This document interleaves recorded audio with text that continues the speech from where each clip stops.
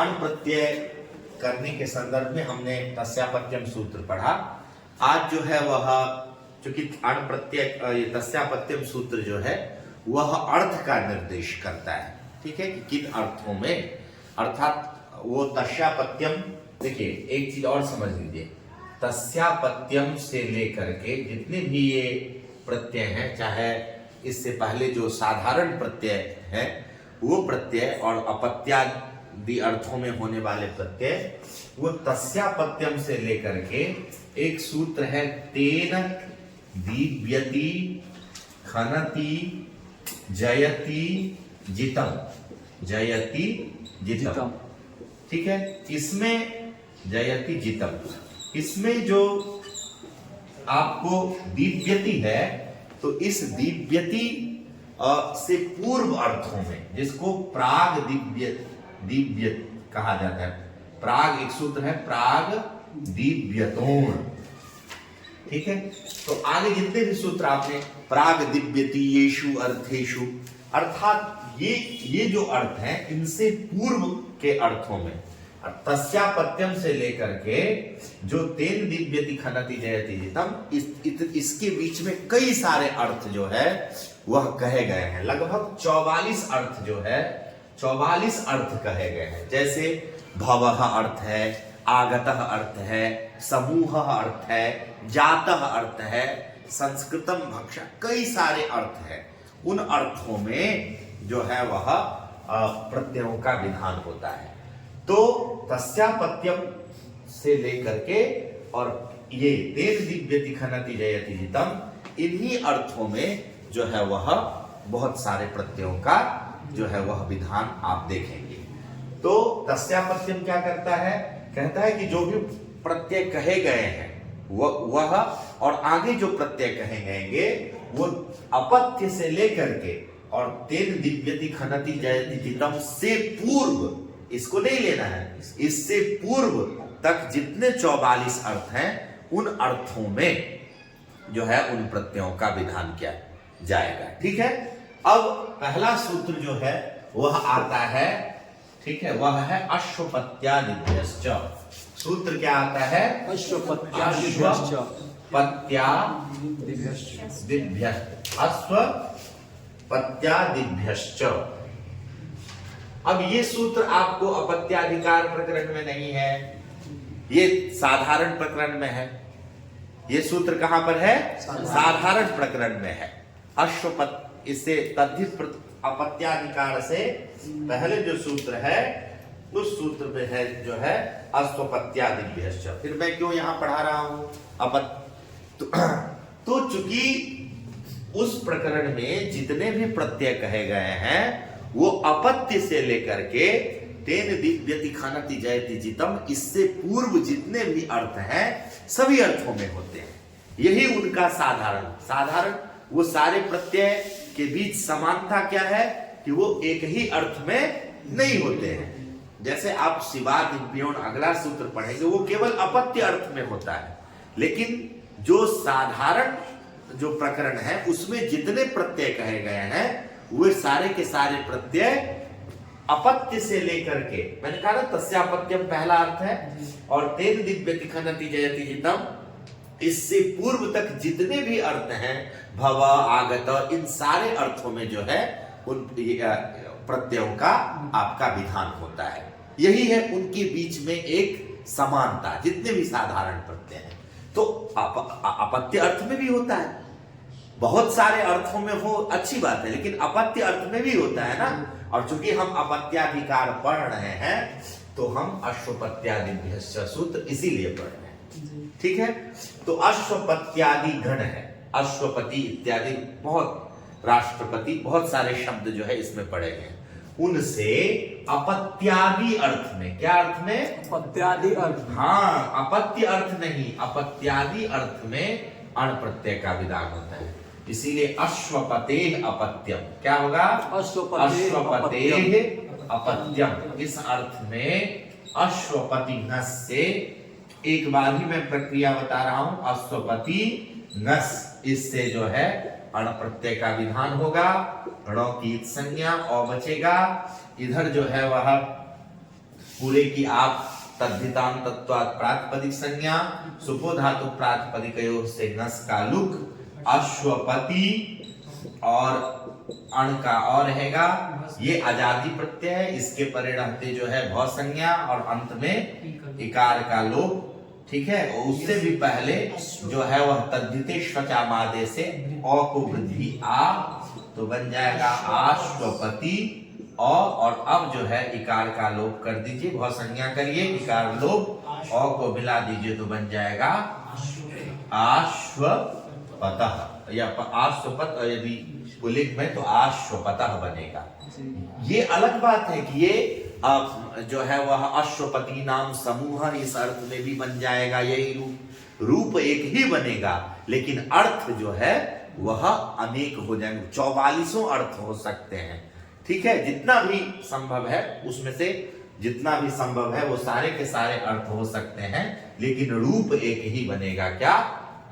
आश्वपद। ये बात समझ में आ गई ना कि जो है जो भी प्रत्यय कहे जाएंगे जो केवल अपत्य में होगा वहां पर कह देंगे अपत्य। जैसे अगला सूत्र जो है शिवादिभ्योण, उससे केवल अपत्य अर्थ में होगा, और जहां वो कहेंगे कि प्राग दिव्यतीय अर्थों में हो तो हमें तस्यापत्यम से पकड़ना है, और तेन दिव्यति खनति जयति जितम से पूर्व जो भी अर्थ है उन सभी अर्थों में उस प्रत्यय का विधान समझना है।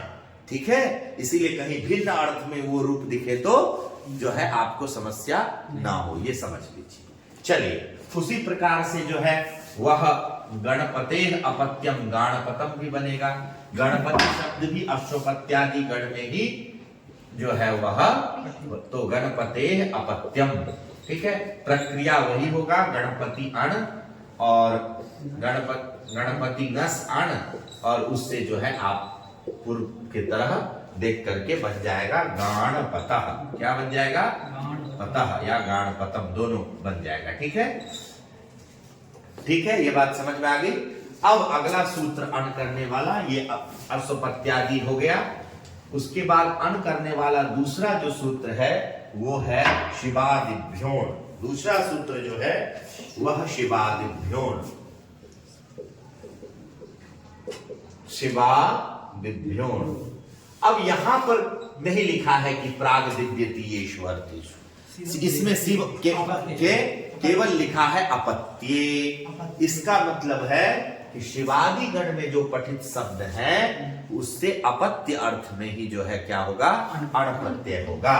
तो शिवस्य, ठीक है, शिवस्य अपत्यम, शिवस्य अपत्यम। ठीक है, तो क्या शिवस्य अपत्यम में शिव नस, यहां देखिए यहां पर भी हम किससे प्रत्यय कर रहे हैं?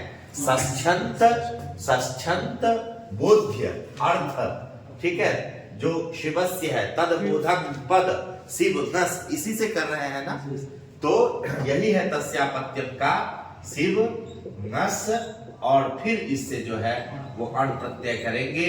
आदि स्वर के स्थान में सी में ई के स्थान पर वृद्धि, शैव बनेगा, फिर भव संज्ञा, आकार का लोप, और अण के अ से जो है वह शैव अ हुआ। ठीक है, और अण वाला अ मिल गया तो शैव। अब ये अलग बात है कि शिवः देवता अस्य, इस अर्थ में भी अण होगा, लेकिन इस सूत्र से अण नहीं होगा, समझे? वहां सास्य देवता से हमको अण करना पड़ेगा। यदि यह सूत्र केवल अपत्य अर्थ में कह रहा है तो केवल अपत्य अर्थ में ही प्रत्यय होगा। यदि इसी सूत्र से उस अर्थ में भी करना इष्ट होता तो प्राग दिव्यतीयेषु अर्थेषु ऐसा कहते हैं। हाँ जी, प्राग दिव्यतीय से पहले जो भी अर्थ है सब अर्थ में अण प्रत्यय हो जाए। इसी प्रकार से जो है वो गंगायाः अपत्यः या अपत्यम, गंगायाः अपत्यम। ठीक है, तो क्या होगा?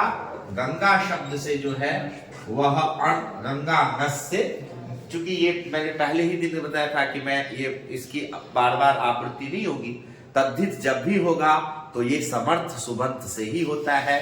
ठीक है, तो गंगा नस से अण होगा, फिर समस्त तद्धितांत तत्वात् प्रातिपदिक संज्ञा करेंगे, और उसके बाद जो है वह प्रत्यय का लोप करने पर तो यही गंगा अण ये स्थिति बचेगी।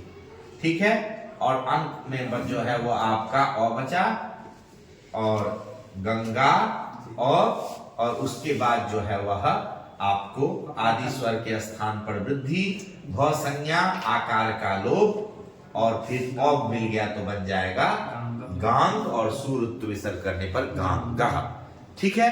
अब अपत्य अर्थ में यद्यपि गंगा शब्द से और भी जो है वह रूप, जैसे यदि आप जो है वह गंगा शब्द से अपत्य अर्थ में ढक प्रत्यय भी हो सकता है, ये ध्यान रखिए। लेकिन यह इस सूत्र से नहीं होगा। यहाँ एक सूत्र है शुभ्रा दिभ्यश्च, शुभ्रादि गण में भी जो है वो गंगा शब्द का पाठ है। ठीक है। और ढक में आपको पता होगा कि क की संज्ञा हो जाती है और ढ केवल आधा ढ के स्थान पर ए हो जाता है और अ यहाँ पर पड़ा हुआ है। ठीक है। तो बन गया गंगा और ए। ठीक है। चूंकि ककार की संज्ञा हुई तो ये कित हो गया और कित पर रहते प्रथम स्वर जो है उसको क्या हो जाएगा, वृद्धि हो जाएगा। एक आपने पढ़ा एक पहले ही कक्षा में कि 3 तरह के प्रत्यय के परे रहते इत, ऋत और कित के परे रहते प्रथम स्वर को वृद्धि होती है। तो एक सूत्र है कितिच, तो ये कित कित प्रत्यय हुआ, इसके प्रथम स्वर को वृद्धि होने पर गंगा ऐसा बना। और फिर जो है आप इसकी भ संज्ञा करिए, आकार का लोप करिए, ए मिला देने पर क्या बन जाएगा, गांगेय। क्या बन जाएगा। और एक रूप जो है वह बनता है तिकादिभ्यः, गंगा शब्द से जो है वह आपको तिकादि गण में भी पठित है, तो इससे फीय प्रत्यय, ये सब अपत्य अर्थ में ही होता है, समझे। तो फीय में यहाँ की संज्ञा हो जाएगी। ठीक है। फ बचेगा, फी बचेगा, फी में फ के स्थान पर आयन और ई मिल जाएगा तो क्या हो जाएगा, आयनी। और चूंकि यों की संज्ञा है तो इत है, तो प्रथम स्वर के स्थान पर वृद्धि, आकार का लोप, गांग प्लस आयनी, गांगा यानी ये रूप अपत्य अर्थ में गंगा शब्द से बनता है। ठीक है।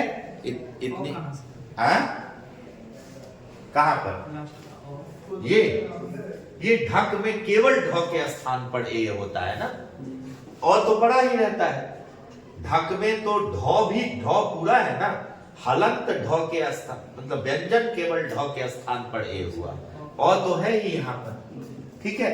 तो इस तरीके से 3 रूप जो है वो अपत्य अर्थ में बनते हैं। ठीक। लेकिन आपने क्या देखा, सबके लिए सूत्र जो है अलग अलग है।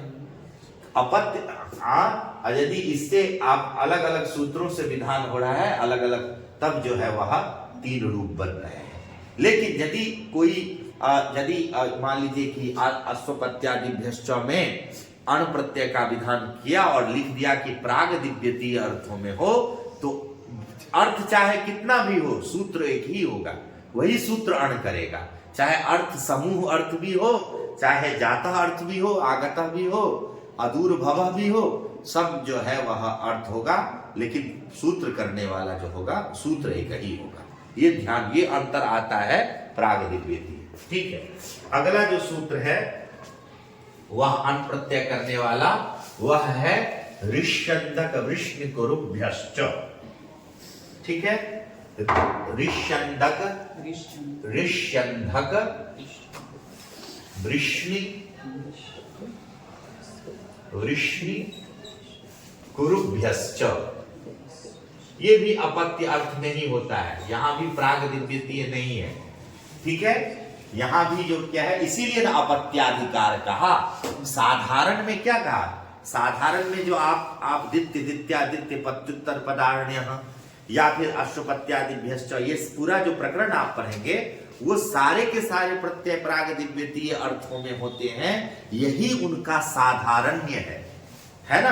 साधारण्य क्या है, समानता क्या है सारे प्रत्ययों में, और अपत्याधिकार में जो होने वाले प्रत्यय हैं वो अपत्य अर्थ में ही होते हैं।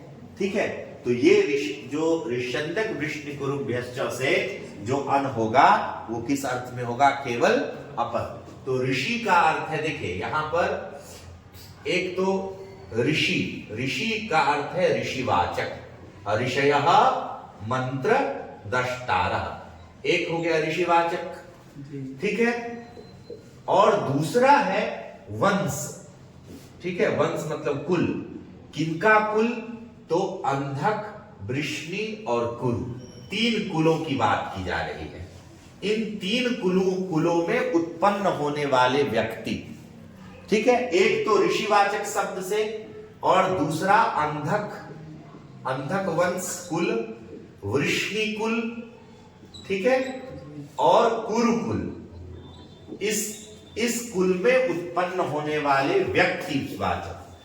व्यक्तिवाचक शब्द से, इस तीन कुलों में जन्म लेने वाले जो व्यक्ति है उस व्यक्ति से अण प्रत्यय होगा। ठीक, समझ में आ गई बात? एक तो ऋषिवाचक शब्द से और दूसरा अंधक वंश में उत्पन्न व्यक्ति जो है उससे अण प्रत्यय, वृष्णि वंश में उत्पन्न व्यक्ति से अण प्रत्यय, कुरु वंश में उत्पन्न व्यक्ति से अण, और किन अर्थों में? अपत्य अर्थ। तो इसका उदाहरण है वासिष्ठः, तो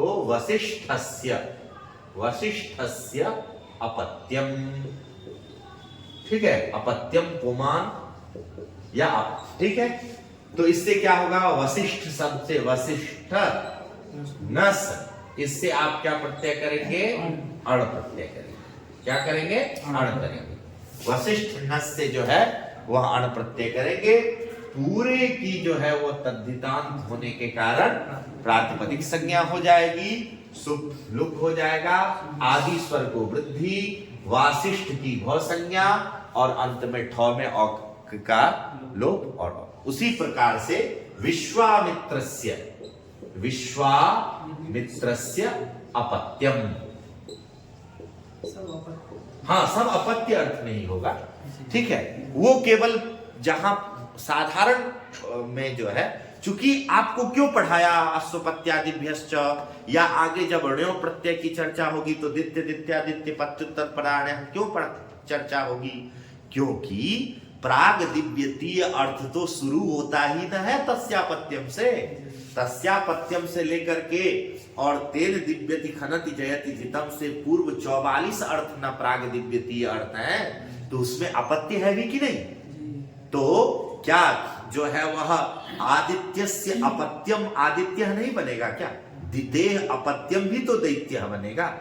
तो प्राग दिव्यतीय अर्थों में अपत्य भी आता है। अतः एक प्रकरण पीछे जा करके आपको वो सूत्र बताया गया, लेकिन ये तो विशुद्ध अपत्य अर्थ में ही होते हैं, ठीक है। तो विश्वामित्रस्य अपत्यम बन जाएगा वैश्वामित्र। उसी तरीके से अंधक वंश में उत्पन्न होने वाला व्यक्ति है एक, जिसका नाम है श्वफल्क। क्या है? श्वफल्क। अब श्वफल्कस्य अपत्यम, ठीक है, स्वफल्कस्य अपत्यम। यहां क्या हम करेंगे? स्वफल्क से स्वफल्क नस, इस समर्थ सुवंत से जो है वह अण करेंगे। बाकी प्रक्रिया आपको पता है, प्रथम स्वर के स्थान पर वृद्धि, पहले इसकी पूरे की तद्धितांत तत्वात् प्रातिपदिक संज्ञा, सुपलुक प्रथम स्वर के स्थान पर वृद्धि, और जो है वह भव संज्ञा, अकार लोप, अण से मिल जाएगा श्वाफल्कः। क्या बनेगा? श्वाफल्कः। और आप जानते ही हैं वसुदेव जो है वह कृष्ण किस उनका वंश का नाम है? वृष्णिवंश। क्या है? इसीलिए वार्ष्णेय कहा जाता है कृष्ण को। क्या कहा जाता है? वार्ष्णेय। हाँ, तो वृष्णि वंश में उत्पन्न लेने वाले हैं वसुदेव, तो वसुदेव के पुत्र को भी क्या कहेंगे? वसुदेवस्य अपत्यम पुमान। क्या हो जाएगा? वासुदेव। यहां भी वही प्रक्रिया, हाँ, प्रथम स्वर के स्थान पर वृद्धि, तीन ही याद रखना है। अण मतलब तद्धित प्रत्यांत विशिष्ट की प्रातिपदिक संज्ञा, फिर सुपलुक, फिर आदि स्वर के स्थान पर वृद्धि, भव संज्ञा, और यस्येति से इकार आकार का लोप। और फिर मिला करके फिर जो है वह स्वाधिकारी करने पर वासुदेव। कुरु वंश में आप पता ही है, सहदेव है, नकुल है, ये सब इनका वंश जो है वो कुरु वंश है। तो सहदेवस्य अपत्यम नकुलस्य अपत्यम, इस अर्थ में जो है वह आपको बन जाएगा। सहदेव से तुरंत यहीं से समझिए, यहीं से पकड़ लीजिए, और को आ कर दीजिए, और अण प्रत्यय लगने पर कोई अंतर होता नहीं, और गायब होता है और लग जाता है। तो सहदेव और नकुल से नाकुल, समझ में आ गई बात? उससे उससे जो है वह दौष्यंती बनता है। हाँ, दुष्यंत, हाँ गुरु वंश के ही है, तो दौष्यंत बन जाएगा, दुष्यंतस्य, ठीक है, दौष्यंत, हाँ दौष्यंत बनेगा। लेकिन यदि कोई बाधक यदि होगा तो जो है वह फिर, यदि मान लीजिए कि यदि इसका कोई बाधक प्रत्यय हो तो फिर कोई दूसरा प्रत्यय भी हो सकता है। ठीक है, इतनी बात समझ में। एक और सूत्र है अण प्रत्यय करने वाला, मातुरुत संख्या संभद्र पूर्वाया। ठीक है, मातुरुत संख्या संभद्र पूर्वाया, ये सूत्र है। मातु रुत संख्या संभद्र भद्र पूर्वाया। ठीक है, अब देखिए सिंपल है, यहां से देखिए, संख्या च सम च भद्रश्च, इसमें द्वंद्व कर दें तो संख्या संभद्रा। ठीक है, और संख्या संभद्रा पूर्वे यस्या। ठीक है, पहले द्वंद्व किया, फिर द्वंद्व गर्भ बहुब्रीहि किया। ठीक है, तो और ये पूर्वाया क्यों ले रहे? क्योंकि मातु कहना है। ठीक है, तो संख्या संभद्र पूर्वाया मातु उत, मातु रुत मतलब मातु उत, तो कि मातु मातृ शब्द है, तो अभिप्राय हुआ कि संख्या प्लस, ठीक है, और सम प्लस और उसके बाद भद्र प्लस, भद्र पूर्वक, प्लस का मतलब हुआ पूर्वक, और क्या कौन सा शब्द रहे? मातृ शब्द रहे। क्या शब्द रहे? तो मातृ शब्द को री के, मातृ शब्द को क्या हो जाता है? ऊ हो जाता है। अब निश्चित बात है कि पूरे मातृ को नहीं होगा, अलोन्त्यस्य से किसके स्थान पर ये ऊ होगा? री के स्थान पर, और री के स्थान पर होने वाला जो अण है वह उरण रपर से, ठीक है, रॉ पीछे लेकर के आएगा। ठीक है, तो संख्या पूर्वक मातृ शब्द, सम पूर्वक मातृ शब्द, और जो है वह भद्र पूर्वक मातृ शब्द के को क्या हो जाता है? ऊ होता है, मतलब उसके री को ऊ हो जाएगा। तो मातृ शब्द फिर क्या बन जाएगा? मातुल। मातृ शब्द क्या बन गया? मातुल। ये तो बात सूत्र कहता है, लेकिन प्रकरण किस प्रत्यय का चल रहा है? अण, अपत्य अर्थ में अण। तो दो प्रत्यय तो इस सूत्र में पहले से ही आ रहा है, वह अण, और किस अर्थ में आ रहा है? अपत्य अर्थ में। तो प्रश्न तो अर्थ क्या निकला? संख्या पूर्वक मातृ शब्द, सम पूर्वक मातृ शब्द एवं भद्र पूर्वक मातृ शब्द को ऊ होता है, और अपत्य अर्थ में अण प्रत्यय भी होता है। ठीक है, यह यूं कहे, अपत्यार्थक अण प्रत्यय के परे रहते या परे रहते, दोनों एक साथ करिए। एक तरफ अण प्रत्यय करिए और एक तरफ री को जो है वह ऊ कर दीजिए। ठीक है, तो एक उदाहरण से देख लेते हैं। उसमें से षण्णाम मातृणाम, क्या करते हैं? षण्णाम मातृणाम, मातृणाम अपत्यम। क्या करते हैं? षण्णाम मातृणाम। अब यहां पर आप क्या करेंगे? सो सुनिए, शश शब्द है, शस आम। अब आपको यहां समझ में आएगा कि कृत समर्थ क्या चाहिए। यहां पर आप एक ही बार क्या करेंगे? पहले जो संहितोद्देश्यक कार्य है वह इन दोनों में समास करना है। तो आप पहले शश आम और मातृ आम में क्या करेंगे? समास कर लेंगे। क्या कर लेंगे? समास करने के बाद कौन सा? तद्धितार्थोत्तर पद समाहारे च। आपने पढ़ा है संख्यावाचक का जो है और क्या है? दिशा दिक् संख्या और संख्यावाचक और दिशावाचक शब्द का इन तीन अर्थों में तद्धितार्थ की विषयता हो, अभी नहीं लेकिन बाद में अण प्रत्यय की विषयता है कि नहीं, तो संख्यावाचक का मातृवाचक के साथ द्विगु समास कर लीजिए। ठीक है, आम ये सब चला जाएगा, क्या बचेगा? शश प्लस मातृ। झलाम जशोंते से इसको कर लीजिए ड, और फिर यरोनुनासिके नुनासिको वा से इसको कर लीजिए ऋणो। तो क्या बन गया? क्षण मातृ बन गया कि नहीं?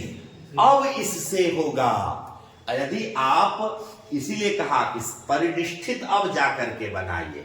जो भी संहितोद्देश्यक कार्य था, समास इत्यादि था, और कहीं मान लीजिए कि समास हो गया, समास के बाद कहीं संधि की स्थिति बनी जैसे सुत्थिता में, तो संधि भी कर लीजिए, क्योंकि समास है तो नित्य संहिता होगी। तो पहले संधि करिए, तब जाकर के अब ये समर्थ कहलाया। अब इससे दो काम एक साथ होगा, एक तो अण प्रत्यय हुआ और साथ ही साथ रीक्रे को उर् हो गया। तो क्या स्थिति बनी? और अच्छा, अब क्षण इससे नहीं, ऐसे ही नहीं होगा, फिर इससे आएगा षण मातु ना, या आम करेंगे तो षण मातृ प्लस आम, फिर इसकी तद्धितांत तत्वात् प्रातिसंज्ञा करिए, आम को गायब करिए और फिर अण किए और इधर उड़ कर दीजिए, तो बन जाएगा षण मातुर। समझे? और ठीक है, और बना, प्रथम स्वर को के स्थान पर वृद्धि होगा, क्यों नहीं होगा? मां, और फिर चूंकि यहाँ भसंज्ञा आकार लोप की संभावना नहीं है, और मिल जाएगा, और फिर बन जाएगा शाण मातुरा। सन मातुरा नहीं, शाण मातुरा। ठीक है, कार्तिकेय के लिए जो ये शब्द जो है वो प्रयुक्त होता है, उसी प्रकार से सम मातु अपत्यम, क्या हो जाएगा? सम मातु अपत्यम। यहां पर भी आपको क्या करना पड़ेगा कि सम, समझे, और मातृ नस, इसमें आपको कुगतिक प्रादयः से प्रादि समास कर लीजिए। समास करने के बाद बन जाएगा सम मातृ, और फिर जो है आप अण प्रत्यय करिए और एक री को उ करके, समझे, सम मातुर बनेगा, और फिर अण में अ बचेगा। अब प्रथम स्वर के स्थान पर वृद्धि, तो साम मातुर, और फिर लुत्व विसर्ग करके जो है वह साम मातुरा बनेगा। ठीक है, उसी प्रकार भद्रा, भद्र मातुः, ठीक है, भद्र मातुः अपत्यम। यहां पर भी आप क्या करेंगे? भद्रा चासो माता। ठीक है, भद्रा चासो माता, यहां पर विशेषण विशेष्य भाव समास करके, ठीक है, और जो है पुंबक कर्मधारय जातीय देशीयेषु, कर्मधारय समास है ना, विशेष्य विशेषण भाव समास है, और यहां पर पुंबक भाव करके भद्र मातृ शब्द बना। अब इससे जो है आप अपत्य अर्थ में अण और उर करिए, तो बन जाएगा, और फिर प्रथम स्वर को वृद्धि, भाद्र मातुरः। ये जो है आपको समझना है। प्रक्रिया सब में सामान्य है, सब पर को डिटेल एक्सप्लेन करने पर जो है वह कदाचित पृष्ठपेषण हो जाएगा, इसीलिए एक को समझ लीजिए। अंतिम जो है वह अपत्याधिकार में अण प्रत्यय करने वाला सूत्र है, वह है कन्यायाः कनीन च। क्या है? कन्यायाः कनीन च। कन्यायाः कनीन च, ये सूत्र है। ठीक है, अब इसमें जो है वह अर्थ स्पष्ट है कि कन्यायाः, ठीक है, कन्यायाः अपत्यम, ये अर्थ करेंगे, और ये दो काम करता है। कन्या नस है ना, तो कन्या नस से ही प्रत्यय करेंगे, तो एक तो अण करता है और दूसरा कन्या के स्थान पर कनीन आदेश कर देता है। ठीक है, तो जो अविवाहिता का जो संतान है, अविवाहिता के संतान को कानीन कहते हैं। ठीक है, कन्या अविवाहिता हुआ तो कनीन नस और फिर इधर अण हुआ, पूरे समुदाय की जो है वो प्रातिपदिक संज्ञा हो जाएगी, नस का जो है वो लोप हो जाएगा। ठीक है, प्रातिपदिक अनुस्वार सुप्लुक सुपो धातु प्रातिपदिक से प्रथम स्वर के स्थान पर वृद्धि, भौ संज्ञा अकार लोप और अण वाला अ मिला तो बन गया कानीन। कौन कौन कानीन है? तो कहा क्या? व्यासः कर्णश्च, कानीनो व्यासः, व्यास और कर्ण को आप कानीन कह सकते हैं। ठीक है, अब एक चीज और जो है वह समझ लेना है, वह जैसे है राज्ञः अपत्यम, राज्ञः अपत्यम, यह एक सूत्र प्रयोग होता है। तो यहां हम क्या करते हैं, राजन नस, इससे अपत्य अर्थ में सामान्य आप अण प्रत्यय कर लीजिए। ठीक, अण प्रत्यय कर लीजिए और पूरे की जो है वो प्रातिपदिक संज्ञा होगी, सुपलुक हो जाएगा, तस्यापत्यम से इत्यादि से अण करके ये स्थिति बनेगी अनुबंध लोप करने पर। अब चूंकि ये आजादी प्रत्यय है, इसके परे रहते जो है ये इसकी भौ संज्ञा हो जाएगी, पूरे भौ संज्ञा हो जाएगी नहीं, तो भौ संज्ञा होने के बाद एक सूत्र है नस तद्धिते, उससे ये जो टी भाग है अन्न, इस हाँ जो है वह भौ संज्ञा के टी का अन्न का जो है लोप प्राप्त होगा, उसको रोकने के लिए एक सूत्र जो है वह साक्षात विधान नहीं करता, लेकिन अण प्रत्यय के परे रहते जो टिलोप है उसके निषेध करने के लिए एक सूत्र इस प्रकरण में पढ़ा गया है। उस सूत्र का नाम है अण। क्या सूत्र है? अण। वो कहता है कि नस्तद्धिते से जो प्राप्त टिलोप है वह लोप अपत्यार्थक अण प्रत्यय के परे रहते नहीं हो, तो इस तरीके से बन गया राजन। अब इससे आप प्रत्यय करेंगे सुवृत्त विसर्ग करने पर राजन। ठीक है, तो राज्ञः अपत्यम राजनः प्रयोग जो है वह आपका बनता है। तो इस तरीके से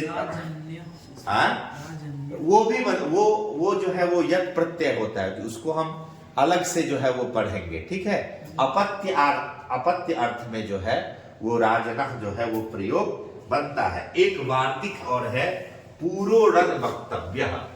ठीक है, इस तरीके से पूरोरण वक्तव्य, ये वार्तिक है पूरोरण वक्तव्य।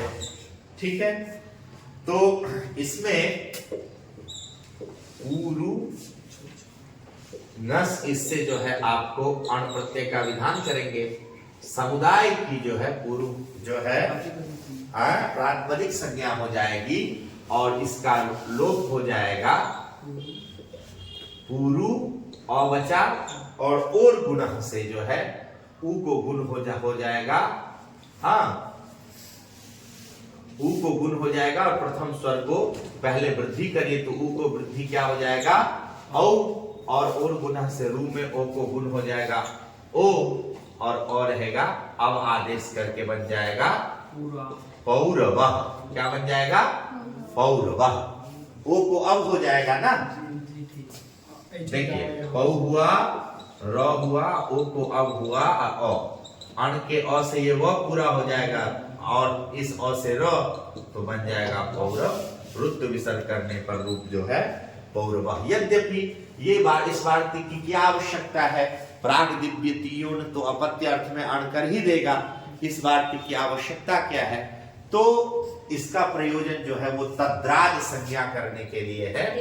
ठीक है, तद्राज संज्ञा करने के लिए, और तद्राज संज्ञा का फल जो है वो बहुवचन के रूप में पड़ता है, अतः इस वार्तिक को किया गया है। तो सामान्य रूप में जो है वह हमने पूरे प्रकरण में अपत्य अर्थों में होने वाले अण प्रत्यय के बारे में आज पढ़ा। अगली कक्षा में हम जो है वह अय प्रत्यय के बारे में पढ़ेंगे। ठीक है, यह प्रत्यय के काफी प्रत्यय बड़े हैं, उनके बारे में।